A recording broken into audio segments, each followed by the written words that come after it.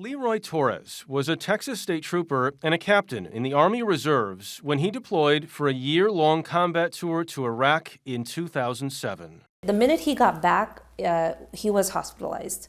Right when he got back, it was like, okay, it's Iraqi crud. That's what we kept hearing. After a few weeks, he started having these breathing attacks, and it was the scariest moment ever for us. Leroy's wife, Rosie, says her husband's health issues resulted from exposure to open-air burn pits, which the U.S. military used in Iraq and Afghanistan to torch everything from batteries to body parts.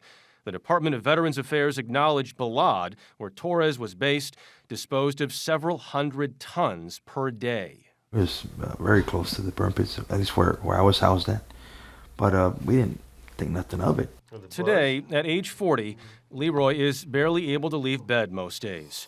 His doctors have diagnosed him with a lung disease, constrictive bronchiolitis. He has a lesion on his brain and cysts in his spleen and groin. Sometimes the headaches will last a few hours. Sometimes I've had a headache for 8 days, 8 days straight. It's just unexplainable. I remember one night thinking, who am I holding? Like, what happened to the man that I married? It was at that moment that I thought, this is it. I'm going to have to be his advocate. Rosie launched a website where those exposed to burn pits can register.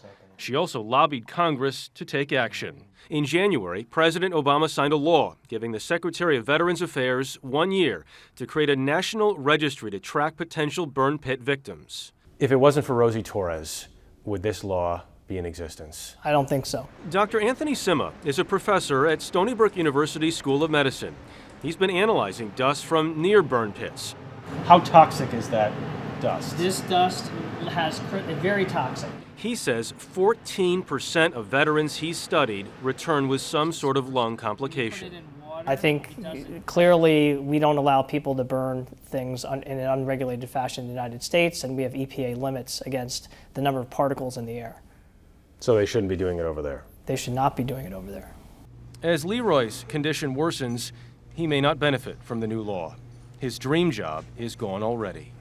It ended his career as a trooper. Never go back. No. Sorry.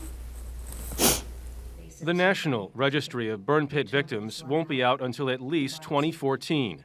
In the meantime, doctors are relying on Rosie's unofficial registry. Her information, her continuing search for answers. Jeff Glor, CBS News, Robstown, Texas.